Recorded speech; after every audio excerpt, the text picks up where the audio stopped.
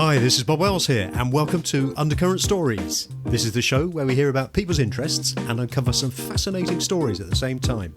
I hope you enjoy today's show.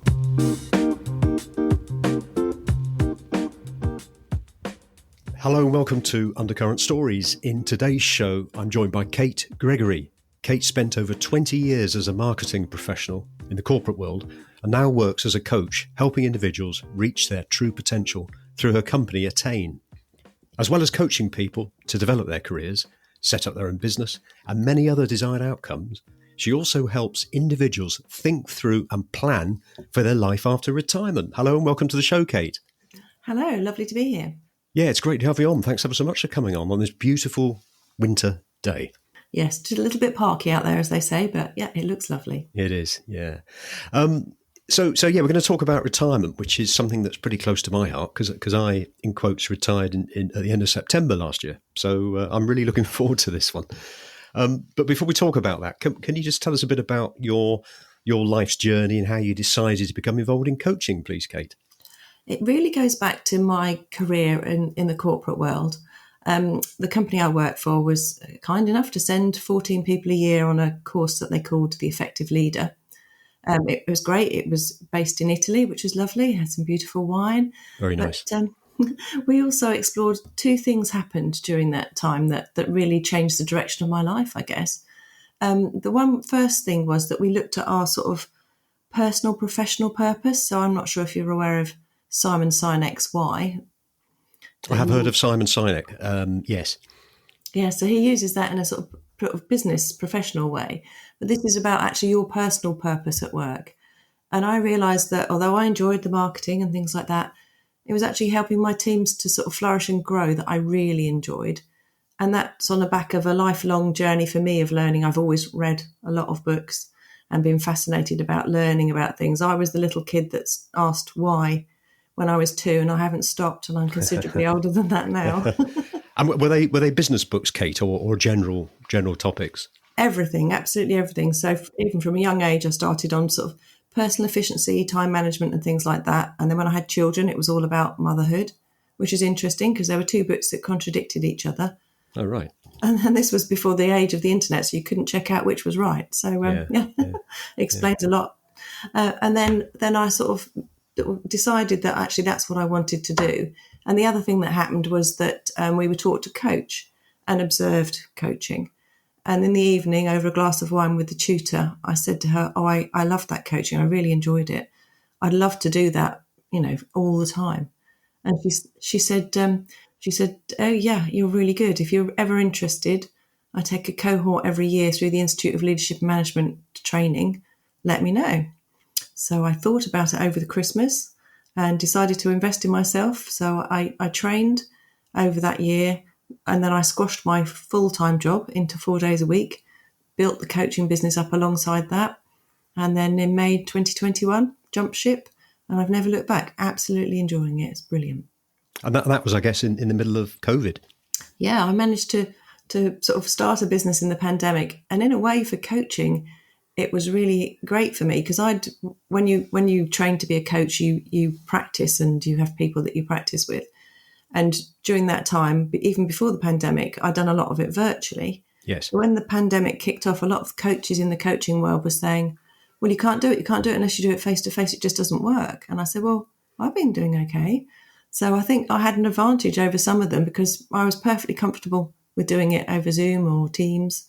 And it was great. Obviously, team coaching, I tend to do face to face, but a lot of it now is done online. And that's great. It gives you more time in your day and be able to help more people. Oh, that's excellent. That's a really nice story. So we're obviously going to be talking about retirement, but I do know that you and you coach for people in retirement, but you also coach on other topics as well, don't you, Cate? Yeah, yes, that's right. I do a lot of work with what I call accidental leaders. They're people that have been really good at their job and they've been promoted, and they say, congratulations, here's a team of people, and people are quite messy and a bit difficult to manage. So I tend to coach them around their own emotional intelligence and getting a better understanding of themselves and other people.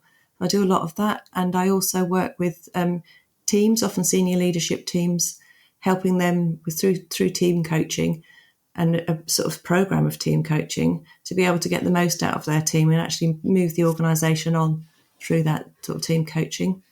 And I also work with women, because I was a woman working in a male-dominated industry, managed to get my way to the top.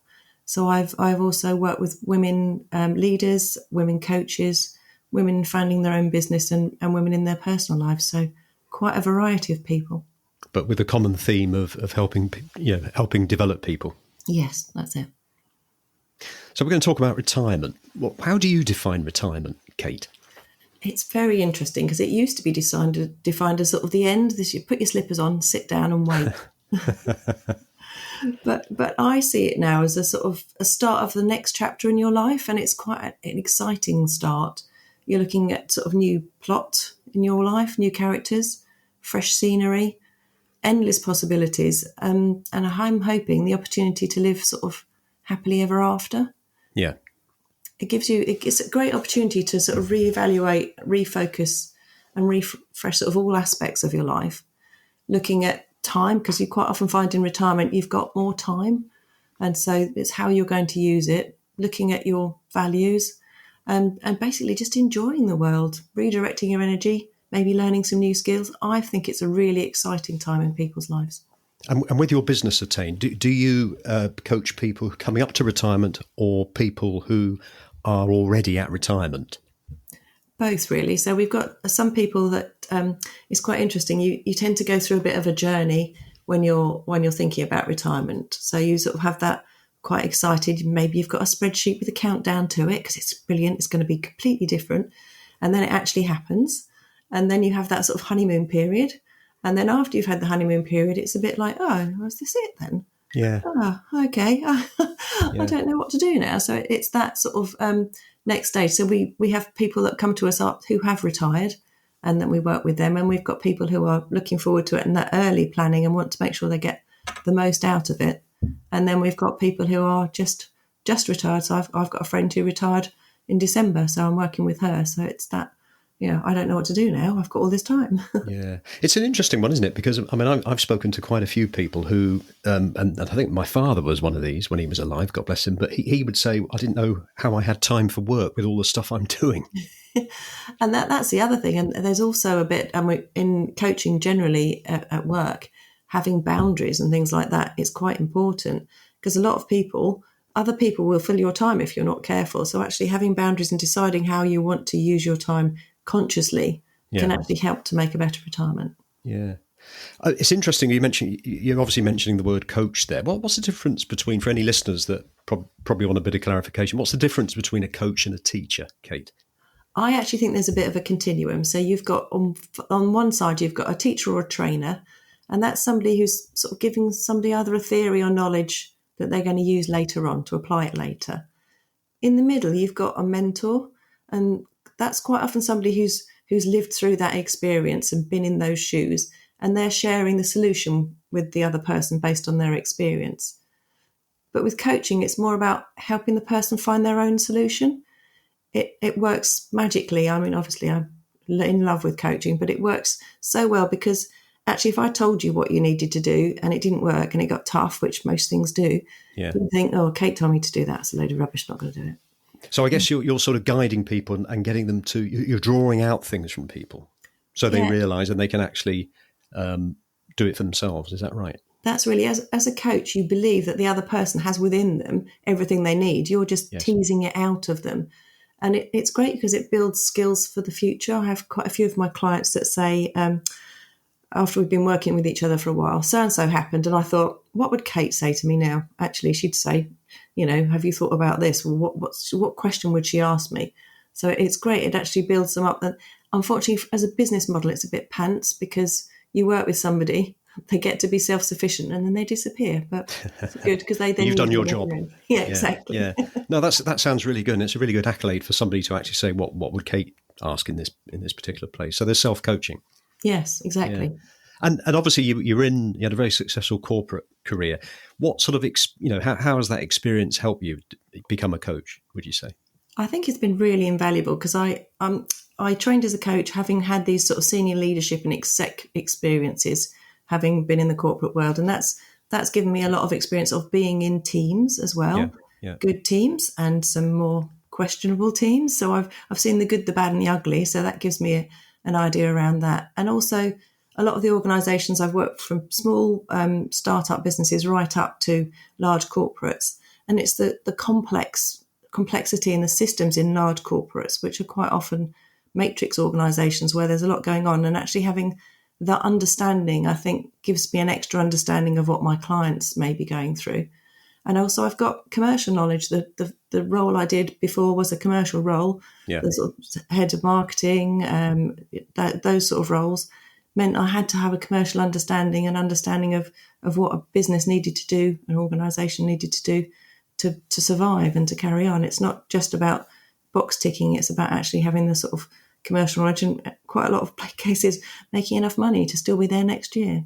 Yes. And I guess that's well respected by some of the people that you coach who are in a corporate world, and they know that you've been in the corporate world, rather than just sort of coming through the coaching career right from the start after you left university or something.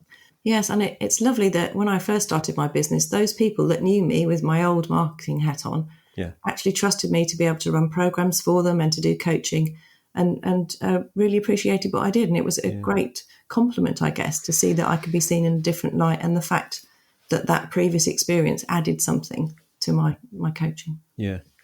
Cate, people come up to retirement at different ages. People start thinking about different ages. I mean, I've got a couple of friends who are still working in their early 70s because they love it and everything. But in your experience, if we've got any listeners who are perhaps thinking about retirement, or they're coming up to perhaps 50 plus, I don't want to put an age on it because, as I say, I think it varies.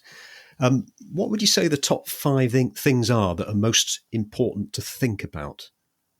It's interesting you say the top 5 because my partner and I that are working on a program at the moment have actually come up with 10 things that we need to consider. Oh, 10. You got a top 10. Top 10. So we, I mean, the top one really is vocation. And up until now, up until retirement, that's actually been your job.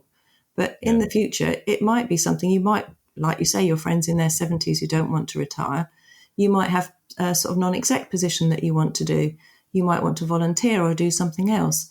Or in fact, some people become granny and granddad daycare. So it's what that part of your life you need to consider. So number 1 is vocation. Yes, number 1 is vocation. It's a wheel, so they're in no particular order, but it is at the top. Yeah. No. So in other words, having a sense of purpose.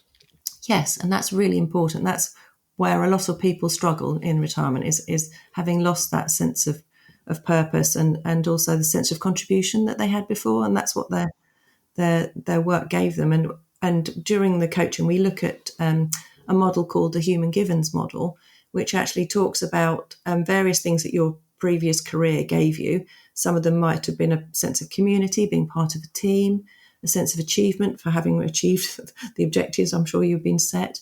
So it's replacing those with something else in retirement. So, and that's really is that something that people really ought to think about before they retire, or can they think about it after they've retired, when they've had that honeymoon period that you mentioned? I think it's good to have considered it before, because there are some things that you can put in place and start planning and organising ready for that to be there when you land, so to speak, when you do retire. So the earlier you think about it, the better. Yeah. It's like I said, vocation was at the top of the wheel. And then we've got mind, so really thinking about sort of mental health and how you'll be affected by it. Also growing your mind and developing yourself, maybe learning a new language or something like that. So that's the next one. And the one afterwards is body, because you want to keep going as long as possible and have a healthy retirement. So what do you need to do in order to be able to do that? Yeah. And then we've got finance, which we're not looking at the pension planning or anything like that, but it needs to be considered just so that you've got the finance to be able to support you in your next chapter. Yes. And then we've got intimacy. So that's your significant relationships, quite often those with a partner. And a lot of people go into retirement and quite often both partners have worked, and all of a sudden they're around the house all day. And actually, if you don't want to murder each other 6 months in, it's worth considering how that's a new experience, isn't it, for some? Exactly. Yeah. Are you still here? Yep. So where are you going? Please go out. Yeah. And then there's the sort of social, which is the wider circle. And And during our careers, quite often that was people from work, because that's where we spend a lot of our time. So how can you build another sort of social circle in your retirement? And then we've got experiences. So they could be travel or something, maybe something you've wanted to do all your working life and have never had the time to actually do it. So it's a really exciting sector to consider, that one. And then we've got personal growth. Again, we covered a little bit under mind, but actually what is it you want to do? How do you want to change? And some of that can be through the vocation side. If you volunteer or give something back, that's a great way to grow personally. The last two are environment. So not thinking about environment from a carbon sort of way or electric vehicles and that side. It's about where you live and where you spend your time. Maybe you want to live in a canal boat or sell your house and move to the country. So it's worth considering.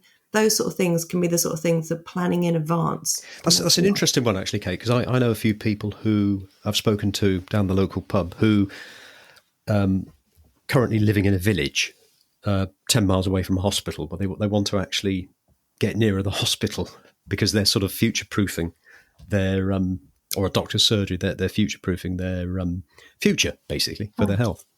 I mean, I've spoken to a few people who've moved to somewhere, like you say, that's got better services and better public transport, because they see that in a few years' time they might not want to drive, and actually having the opportunity to be able to get around more cheaply. And also the house that they live in, they've moved into very, very nice bungalows, but they are bungalows or houses that have the opportunity for conversion later on. So there are a lot of things that, that's not a quick decision to make, and actually thinking about it in advance can be really, really helpful. And then we get to the last little one, which is about enjoyment. Where are you going to get your enjoyment in retirement? So it's actually worth thinking about rather than just expecting it to happen. So that's our little wheel of 10 things. That's an interesting thing. And if you don't mind, Kate, I'll put that on the show notes. Yeah. I'll send you. So people, thank you. So people can see. I think it's very useful. And I guess, I presume that applies to people who are already retired who perhaps haven't given it a great deal of thought. Yes, I mean, there are some people that we've done a couple of taster sessions. We did one this week and one last week. And a lot of them had said there were just so many things they hadn't considered. Some of them had retired and they said, oh, crikey, I hadn't really thought of that through. So, and those that have retired and have enjoyed it, but maybe want to do more with the next sort of phase. So, and it's, sorry. Sorry. No, go on. I interrupted you. Sorry. It's also, retirement is a change, and actually there are a couple of change models that you can look at when you think about it. And there's one I particularly love that I use in my corporate coaching as well. Yeah. It's called the Change House, and it's originally developed in the 1970s, and it had 4 rooms. You had sort of the contented room, the way you were before things all changed. And a lot of people are quite happy at work, and maybe retirement comes as a bit of a surprise for some, and maybe wasn't what they planned, or even if they did plan it, it actually wasn't quite what they thought. So then they sort of move into some of them into the denial room, where they're not really sure about what's going on, and they sort of think that maybe it won't affect them as much as it does. Yeah. Then they sort of go through a sort of stage we call the confusion room, where they're very quite often sort of a little bit anxious and fearful about which way to go into the future. And in the model, there's a lovely little thing called the wrong direction door, where they make a decision to do something in their retirement and actually wasn't quite as good as they thought it was going to be. So they come back through the door into the confusion room. But then ultimately, once they've thought through things, and in the confusion room, they quite often think about things a lot and analyse things. Then they move into what they call the renewal room, which is where they plan for the future, think about going forward and feel empowered to be able to move on. And then they go back into the contentment room, which has a sun lounge as an extra extension. So it's a lovely model to work through. It is, yeah. And you go through that with your clients, do you? Yes, we do. And there are also the dungeon of denial and the paralysis pit, which come from the other 2 rooms. So I don't think I want to be there. No, exactly. So having thought about things in advance and almost preparing for the change and acknowledging that it is quite a big change is worth it. But like you say, even after you've retired, it's still worth thinking about it. I mentioned earlier, Kate, that I retired in September. I don't like the word retire. I still feel young. I've got lots of things that I do. But one thing that I found very, very rewarding is I do a bit of volunteering at a local wildlife nature reserve. It's only 3 hours a week. you meet a great bunch of people. You're out in the open, you're doing something good. And the amount of, and I've noticed with the others particularly, the amount of enjoyment that they get and the laughter is absolutely fantastic. It's almost like a tonic for the week. And it's being outside as well, which is really important, isn't it? It's fantastic to be in nature as much as you can. It is, especially like us, where we've been in the corporate world, and most of the time you're in an office or in a meeting room or whatever. It's a great show. This is probably teaching rather than coaching, but I can thoroughly recommend doing a bit of nature reserve volunteering. It's fantastic. Well, that's the nice thing about the program that we're running is people are learning from each other. So we've got people there that have retired and people that are coming up to retirement and people who it's still a way off but want to think about it. So they learn from the lessons of others, which is great. Yeah. Oh, I'd love to go on one of your sort of, I think they're hour-long sessions you do, aren't they? So we do an hour-long taster, but then we do a full program, which is 5 1.5-hour sessions. So it builds a nice little community with the people that are going through it together. Yeah. And on those people that have retired, what are some of the lessons that they've learned that they've mentioned to you? Think, I wish I knew that beforehand. I think for some of them, they really hadn't considered all the aspects of their life that it was going to affect, and actually really thought through how they were going to spend their time. To begin with, they just thought, well, it's going to be lovely, I'm going to have all this time. But actually, they then feel maybe as if they haven't got a purpose. And that it sounds like your volunteering that you do is great because that probably fulfills that sense of purpose. So it's about really thinking about what they should have done beforehand. And I think it's the sense of purpose, but also, and probably more so, it's that sort of camaraderie and fellowship with other people and having a laugh and getting a buzz from that, which I think really helps. Yeah, I mean, there are so many things that you didn't realise your work life gave you until it stopped, that seems to be the message from a lot of them, and actually think, I didn't think I'd miss this. And even things like structure in their day. Some people said, I miss having something to get up for. Yeah. So. Yeah, and even coming into the office in the morning was always great, hi everybody, and saying hello, having a coffee with a few people. And that goes. That's something that goes. It's an interesting one. Okay, so if there are any listeners who are thinking about retirement or they've recently retired and they want to find out more about the work that you do, Cate, where can they reach you? Well, I've got my website, which is actually my Attain coaching website, www.attaincoaching.co.uk. The services, under the services section, it says next chapter. So that's all about the retirement coaching. Or connect with me on LinkedIn. I'll send you over all the information and you can put it at the bottom of the podcast. I will do, yeah. I'll put it on all the show notes. That's really good. And on the subject of coaching, which keeps coming up, if we've got any listeners who actually were thinking of becoming a coach, not necessarily in your sort of field of work, but what advice would you give them? Just do it. I don't regret it at all. I've become much more self-aware just by training as a coach. I do think you should train. There are some people, especially when you are a coach, you get loads and loads of messages on social media saying, make £1 million by not being a trained coach and just helping people, telling them what to do. So I think it's definitely worth training with a reputable provider. So I trained with the Institute of Leadership and Management. Yeah. I did my team coaching training with a great organisation called Barefoot Coaching, who I would not hesitate to recommend. They're really good. If you want to train as a coach, they're a great bunch to work with. Oh, well, thank you for that. And I can put that on the show notes as well for anybody who's interested. So, Cate, what other projects do you have coming up? Well, I've got quite a lot on at the moment. So I've got some great senior leadership teams I'm doing some team coaching with. I talked about my program earlier on for accidental leaders. So for those that are a new leader and need a little bit of support. And I also work with women who've moved into leadership positions and want to find their authentic leadership style. But the other big project I'm working on is, in order to be able to make my sort of professional coaching available to more people, I'm launching a training website called The Flourishing Females. So it's broadly aimed at 4 groups. I've got women who are entrepreneurs, any stage of their journey, so founders and things like that. I've got professionals, so ambitious women looking for the next step up in their professional lives. Personal, it's about living the best life that you want and a little bit of work-life balance. And I also do work with coaches, so qualified coaches thinking of starting or running or already running a coaching practice, because it's quite difficult. A lot of people train that maybe haven't had a commercial background, train as a coach, and then don't automatically get a supply of coaching clients, because that's just not the way it works. So I support them with my marketing background about how to actually find clients. And it's really important in coaching to have a niche. So actually finding the people that know, like, and trust you, where are they? And therefore they'll want to work with you again. So lots and lots of big things coming up. Oh, that sounds really exciting. And Cate, it's been a fantastic conversation. Thanks ever so much for coming on the show. Yeah, thanks. I've really enjoyed it. That was one of my New Year's resolutions, to go on a podcast. So when you asked me, I thought, yeah, let's go for it. Thank you. That's fantastic. Okay. You have been listening to Undercurrent Stories. I hope you've enjoyed this episode. Please feel free to share the show link to your friends and family. And if you have 60 seconds, I would be most grateful if you would please rate and review. To hear more episodes, please subscribe to the show and visit undercurrentstories.com. If you leave your email in the link, we will notify you as soon as new episodes are released. Also, check out our social media links, details of which can be found on the show notes. Until next time, this is Bob Wells wishing you all the very best.